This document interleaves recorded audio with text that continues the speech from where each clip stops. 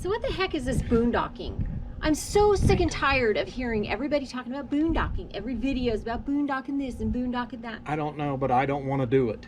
I don't want any part of that. We're never going to do that. Never. We got to be in a park with electricity and lots of water and... I want to be hooked up all the time. Yeah. Sunsets like a tangerine. Let's find a road we've never seen. Life is short, make it sweet. Well, that was us in the beginning.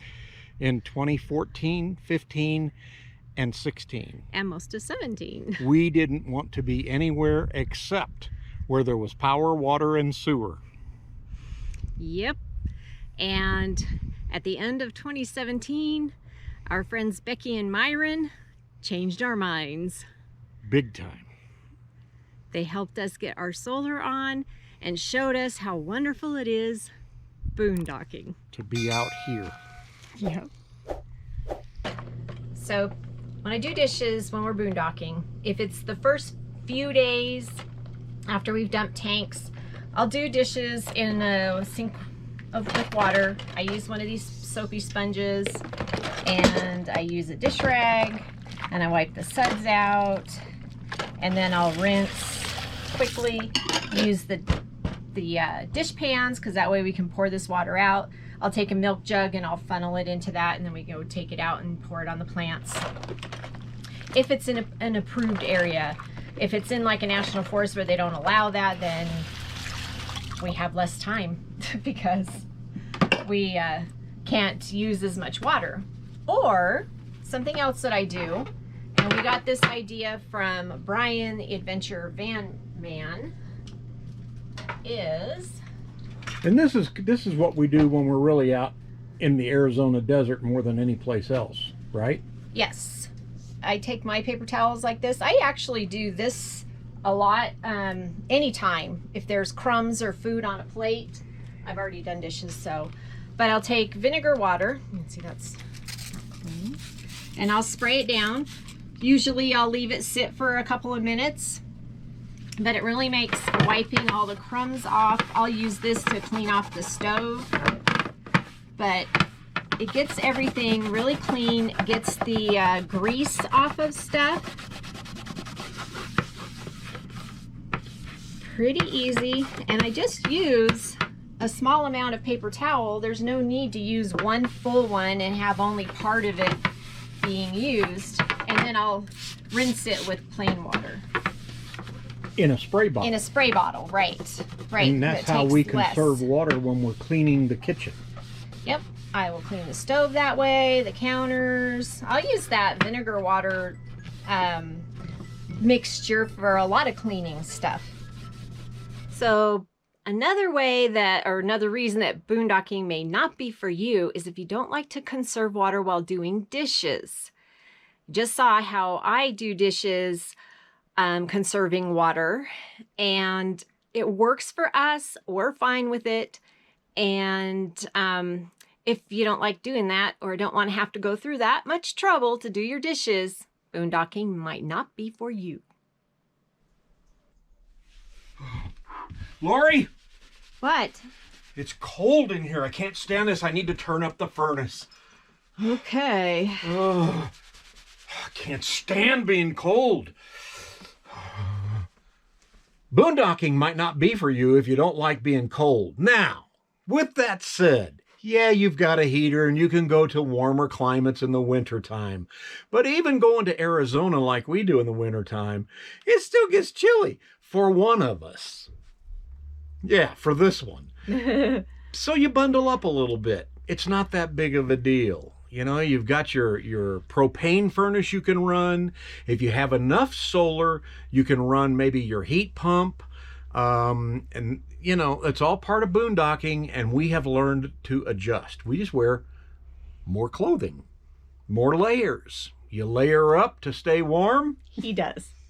You take it off if you get too hot, and you find that right temperature. But it's all part of boondocking, and we love it. And that's how we stay warm. We just layer up. At least one of us does. Oh, it's so hot.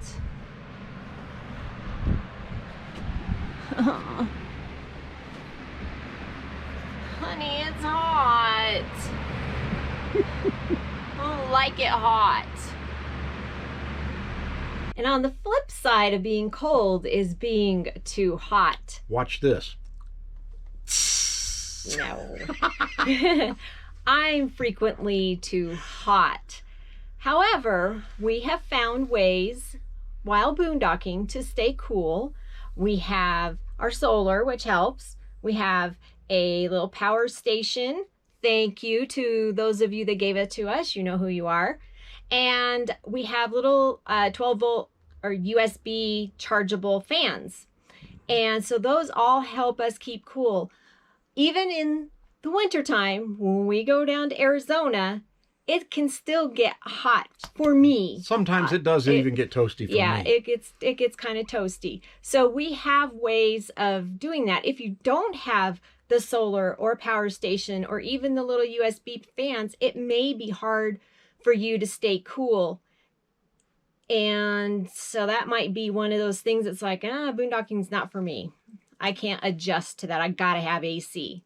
Boondocking might not be for you. This is another area of our home that when we're boondocking, we have to conserve water. One is the shower and one is the toilet. And so we have found ways to conserve water that works for us. Totally for us. For us. It might not work for everybody. Some people have taken our advice and they do it and they're comfortable with it. Some people might not be. But this is what works for us, which makes us the right people for boondocking. So in the shower, we do the Navy showers, the on and off water. 3 to 5 minute showers max. Yep. Sometimes they are like 2 to 3 minutes and you're done. And we are fortunate that we have a small bathtub, and we can plug it up and we conserve and we save that water and use that to flush the toilet. Instead of pressing the pedal down and having all this water go down, you are monitoring how much water is going into the black tank. Mm-hmm. So those are 2 ways that we conserve in this area of the house. And if you don't like doing that, if you feel uncomfortable doing those sort of things, boondocking may not be for you. Another reason boondocking may not be for you, if you're used to living in a sticks and bricks and you move into an RV and you say, I want to start boondocking, and then you go to the shower and you go, how come there's no hot water? Oh, I forgot to turn on the hot water tank. You turn it on, you go, oh my gosh, am I going to have to wait 10 whole minutes for the water to heat up? If you can't adjust to that, boondocking may not be for you. Right. What we do is we keep the hot water heater off because that just takes propane that you don't want to use up too quickly if you're boondocking. So we just turn the hot water on 10-15 minutes before we're going to use it for the dishes or shower, and that works for us. It might not work for you. So these are ways that we have made boondocking comfortable for us, and we're okay with some of the sacrifices that you have to make. We don't find it being a problem. It's just become a way of life for us now, and we don't mind conserving the water. I find myself doing it when I go into somebody's sticks and bricks house. I turn the water off when I'm washing my hands and doing the dishes very conservatively. So it's just become habit now, and it's not an issue. And the trade-off is we can be in the desert with tons of solar, or we can be in the trees if it's too hot and be nice and cool. So you can find so many beautiful places to go and be off by yourselves without having to have a neighbor that is right on top of you and having to have their poop pipe right by your picnic table. Absolutely. So those are some of the reasons, some of the ways we've adjusted for boondocking and why we love boondocking. So, is boondocking for you or not?